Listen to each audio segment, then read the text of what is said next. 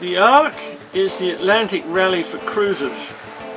It started out 4 years ago, sort of for fun and for security, people getting together, because a lot of people would take their boats across the Atlantic at about the same time. There's a safe, sensible time to go across the Atlantic. But then supplying the boat is extremely complicated. And as you've seen, we probably overdid it. Current estimates, we probably got 3 times more food than we need.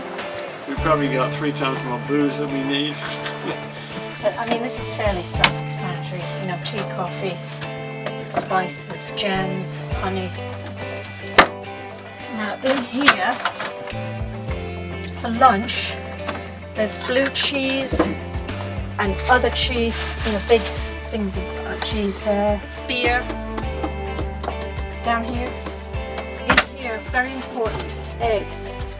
There's some almost ripe bananas there. And these should be checked, kind of, you know, in your night watch, come around and make sure nothing's gone rotten. There's 2 kinds of onions over there. Lemons, these are lemons. I've put the Canary Island potatoes, which have to be used up first. Well, otherwise, and I tell you, the worst, even if you do nothing, clean underneath here. Look, I've cleaned this a couple of days ago, and look at it. It gets crunchy, yeah. Really, really filthy. Pasta, Couscous. rice, odd bottled wine. That's okay for storing fruit. It doesn't get bugs in there and that kind of stuff. Well, we hope not. Okay. This is why I say you have to monitor it. So you psyched? I'm ready. Did you say goodbye to the missus and the kid? Yes, they're at the beach. Don't have enough lures.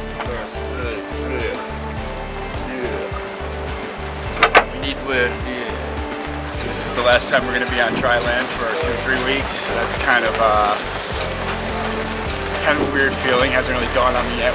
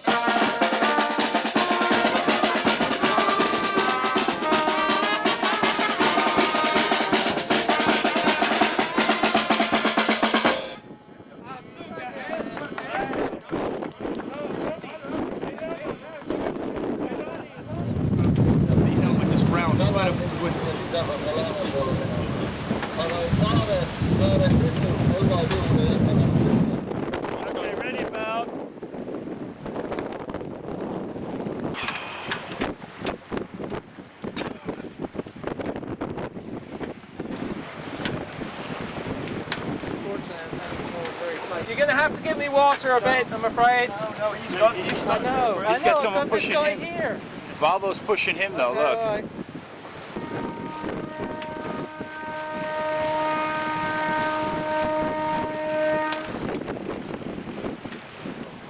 We're off. So how was our start? Only slightly chaotic. Say goodbye, land. And decided we'd get a big boat with the idea of sailing across oceans. And it just happened that the boat we bought was in Turkey, which was coincidental really, but that was the case. So then it was a matter of getting the boat from Turkey to Rhode Island. And that meant crossing the Atlantic, which I wanted to do anyway. And then there was a matter of whether we did it in the Ark or not in the Ark. I was in favour of not doing it in the Ark. But Mark and Chris thought it would be more fun to do it in the Ark, a bit of competition around. We've always mentioned as a family, Principessa is an Oyster 485. I decided I wanted to get an Oyster. They're sort of the best, the most secure of the cruising boats. Probably the #1 cruising boat in the world. Not necessarily the fastest, but overall comfort and security and strength. This boat is designed to go around the world. It's really a cruising yacht, but it so happens that it's made with a hull that is capable of racing if you want, because she's easy to handle on the waves. As you can see now, I'm not having to put in a lot of effort to keep her on these waves.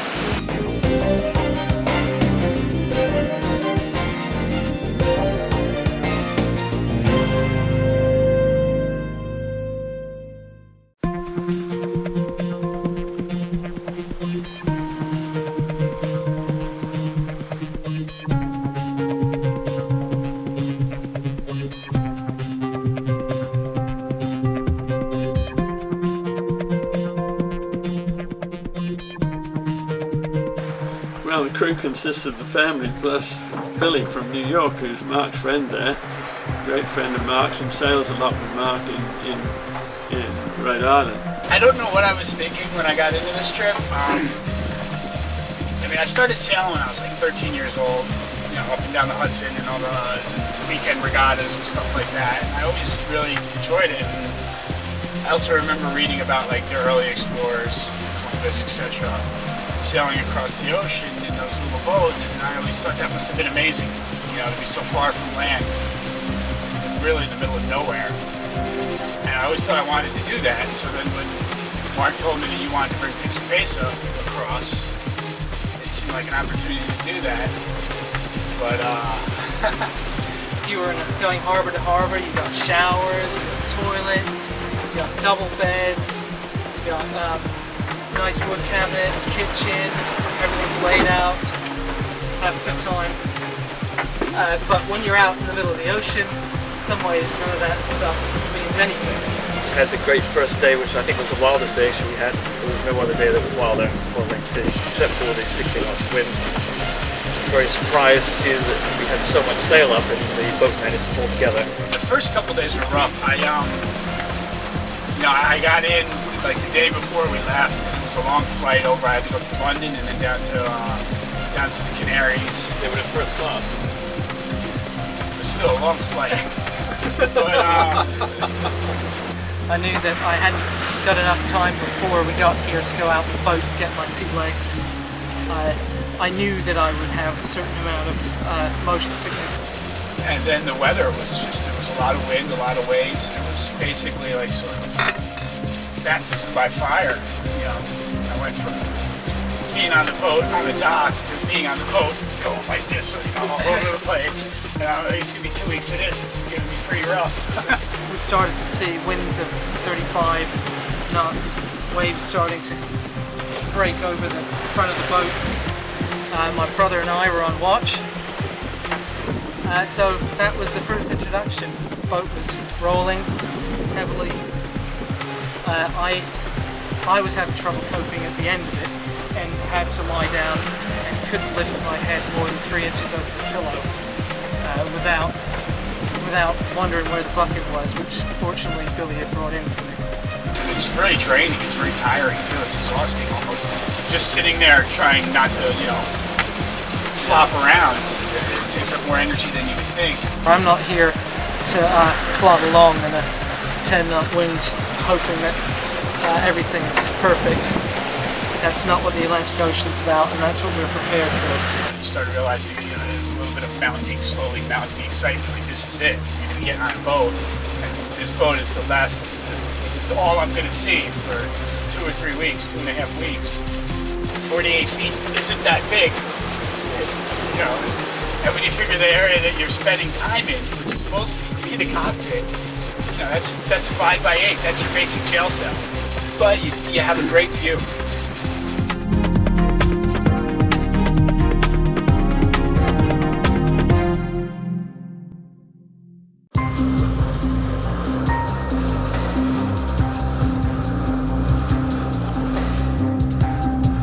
The porpoises are a real delight. I mean, I've seen a lot of dolphins in in the med, and frequently you'll have 1 or 2 dolphins come and play around your boat, but the porpoise is that they've been arriving in the tens. I mean, and then they all line up at the bow there. We must have had 20 or 30 of them. Billy's been hanging out over the bow trying to interview them as they swim around the bow, but I think we got some great shots. Back from the spoils of battle. He looks proud of himself. The first day out, even though we were feeling funky, I was totally forgot about how I felt when all these porpoises came up and surrounded the boat. They were diving up in front of the bow and everything, and there was a good number of them. And then that's when I was like, that's why I came on this trip. You can't stop watching them. They're just playing around in the bow wave, going along 8.5, 9 knots, and they're pushing off the front and jumping up, doing bows. You're not going to see that cigarette.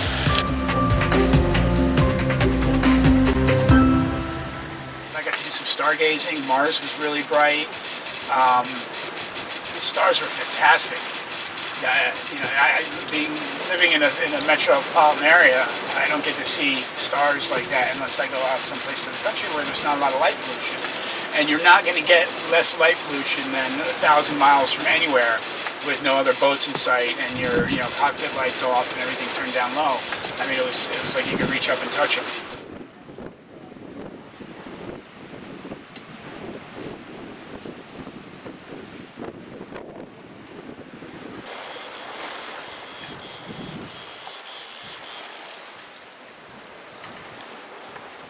Yeah, when the boat...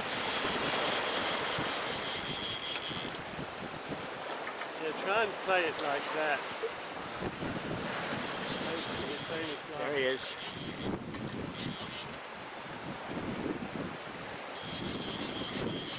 Wow. I think he's coming in. How about grabbing the line there? Woo! Oh, let the line out a bit. Hold on. God, you got a lance as well there. That's a beautiful looking dinner. I thought it'd be fun to fish.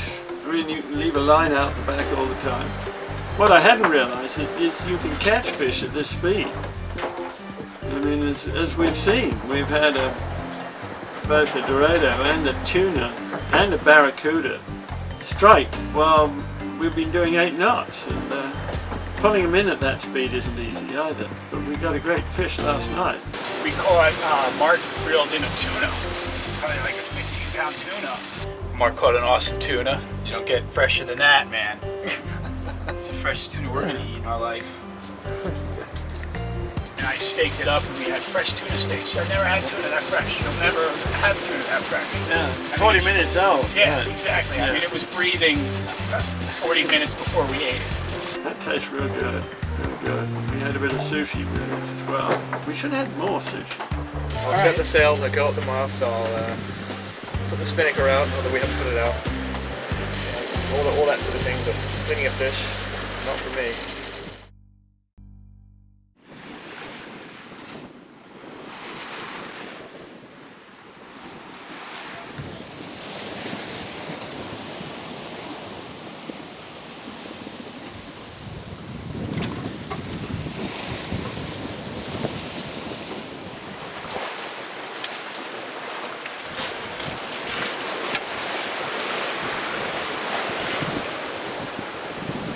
Mark's looking at Mark porn again.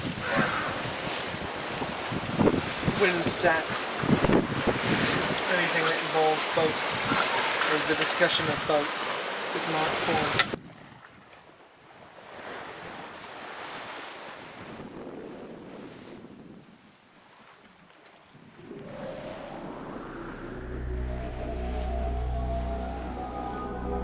To me, to have a big 70-foot yacht with a professional captain and crew and everything, I mean, it's like buying a package holiday. It's just not the same. So this whole thing is all being done by us. every bit of it. My wife's like, oh, I hope you're having fun, but it's not really something I think you do for fun. I mean, it has been fun, but I think it's more something you do. It's sort of an endurance test. It's also just sort of more of an accomplishment. You know, like the guys who climb Mount Everest, they don't do it because they enjoy the lovely weather up there. They do it because they can say, I've climbed Mount Everest and I've accomplished something. I don't know, I guess being able to say I've sailed across the Atlantic in a 48-foot boat is pretty interesting, pretty neat. The great fear of all sailors like this is you're charging on in the night. You've seen how we charge on 8-10 nights into the absolute black. No way you can see anything out there. You run into a submerged container. There are hundreds of these, thousands around the world. It puts a hole in the side of your boat. That's 2 feet by 2 feet, and the boat will sink in 10 minutes. Nighttime is when the work starts on the boat, because it's shift time, and not only that, it's when the winds seem to start to build towards the early evening, and people start to get tired. So it's where you have to be the most responsible with your sleeping, making sure you're sleeping when you should, because mistakes tend to happen at night and then you can't see what's going on. Now we've gone over to 2.5 hour system. With Mark starting at 10:30 or going on until 1, and I take on from 1 till 3:30, and then Chris from 3:30 till 6, and then Billy from 6 to 8:30. And that gets you through the night, and most people have long stretches to sleep in between. And I had the shift where I caught the sunrise a lot. And I like watching the sun come up, so it's one of my favorite parts of the day. So I felt that was the best shift, because you got to see the stars on the first half, then you got to enjoy the sunrise, and then the early morning after that. Well, you have to have somebody up and about, preferably on deck, keeping watch for other boats, and that turns out not to have been as much of a problem. I mean, sailing in the Med or something, you're watching out for freighters and big boats the whole time. Here we've just gone 2-3 days without seeing another boat. In fact, when we saw a yacht earlier today for the first time in 3 days, Billy's remark was, "Get off our patch," you know. We went days without seeing another boat, to the point where, you know, maybe, and when you do see another boat, it's just a dot on the horizon or a little light, a little navigation light in the middle of the night. But you'll have this whole piece of ocean to yourself. And for someone who gets cagey during rush hour on the subway, it's pretty great. I don't mind the seclusion at all, and I think it's kind of that's part of the thing. I'm surprised we haven't seen any ships.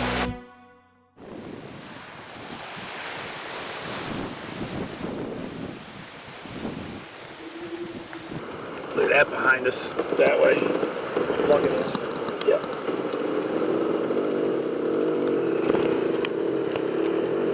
This is the most amazing sail I've ever done. I mean, the wind's been behind us now for damn near 2,000 miles, and it'll probably stay behind us the whole way. Doesn't mean the seas aren't rough, as we see. We're getting thrown around quite a lot. You're in the middle of the Atlantic Ocean, sometimes complete darkness, large waves, looming clouds, storms. It gives you a sense of confidence in something which I think is always really good. We hit a storm system that ended up turning into a tropical storm system, I guess, and we were kind of there for the beginning of it. And at one point we had 60-knot winds. It was like 66-mile-an-hour winds over the deck of the boat, and we were sailing in it. We had 2 sails up. I mean, granted they were heavily reefed, but we had 2 sails up, and we were sailing, making 10-11 knots in 60-knot winds. And that's, you know, we had the lifelines buckled down to the cockpit. You know, we were holding on with 2 hands and getting pelted by rain that was perfectly horizontal, so drenched. You know, middle of the night, you can't see anything. You're just kind of rocketing into the abyss, and that was an experience. That was fantastic. I was surprised that we didn't blow sails out, because we were flying a lot of mainsail.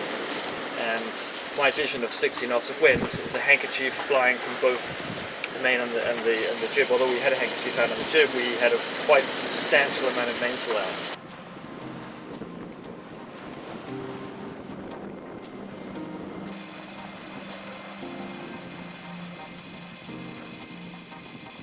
I never did an ocean race before in my life. I've sailed this boat quite a bit, but I'm surprised as to how far up the fleet we are. I mean, we're not a racing boat. We're not a big boat by ARC standards, but we seem to be in the, at the moment at least, we're certainly in the upper third of the fleet.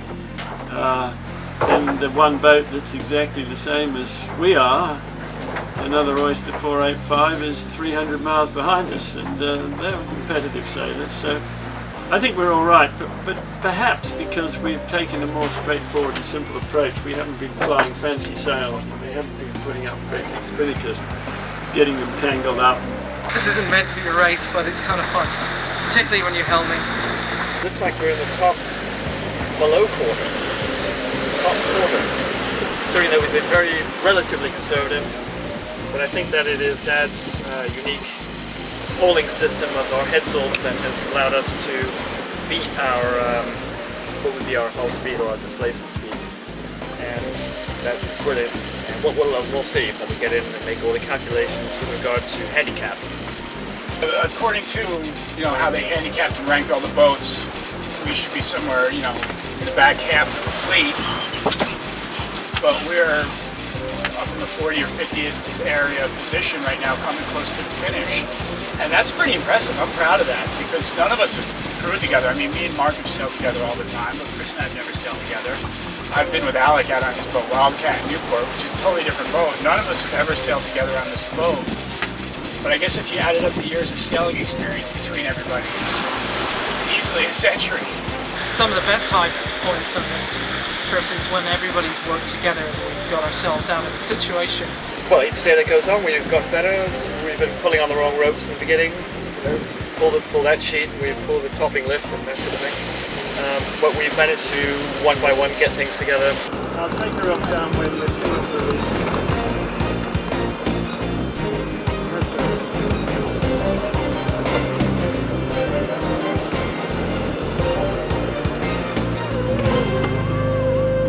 Alright, we can hold it there on a minute. It's quite dramatic because at the moment it's blowing a bit over 30 knots. But downwind we've only got 20 knots over the boat because we're doing 10 knots. And that difference is huge.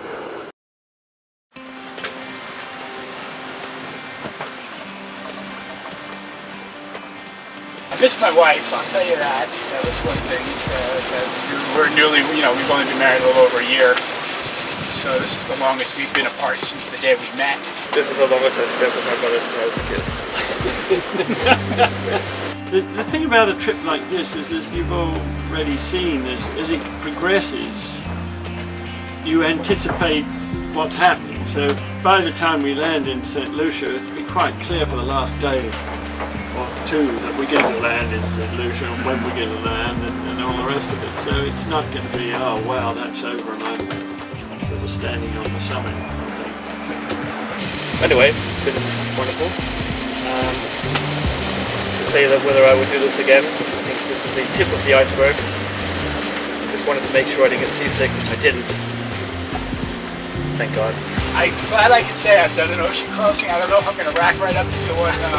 Like if the return trip was leaving in a week, I think I'd have to pass on that. I'm going to enjoy dry land for a while. But I do like offshore sailing. What I'm worried it's going to ruin regular sailing that I usually do, because everything else is going to seem tame to this.